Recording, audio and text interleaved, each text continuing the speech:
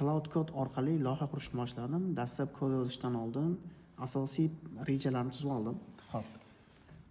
Bu nima? Birinchi o'rinda umumiy loyihani qurishdan oldin loyihaning umumiy ma'nosini aytish kerak. Masalan, endi men ma'nosini o'rniga bir template berib ketdim. Shtobi mana shu saytga o'xshash bo'lgan sayt devmastery.uz degan saytni yaratgan. Ya'ni shunaqa loyiha qilyapman degan ma'noda.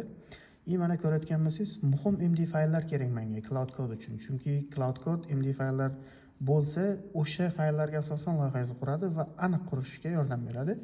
Va bu joyi ham muhim, CTO va Product Manager sifatida bu loyihaga yondashgan dedim.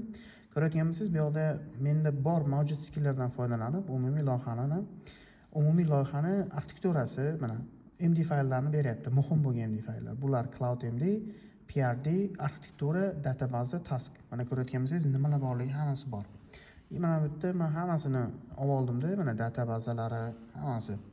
Masalan, tasklar, ya'ni ketma-ketlikda qilishlari. Buni birdan bersangiz, AI sal adashadi. O'sha uchun ketma-ketlikda qursangiz, ancha tez bo'ladi va ishonchli bo'ladi.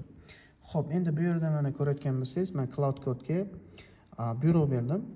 Bizda tasklar bor, mana phase 1da birini.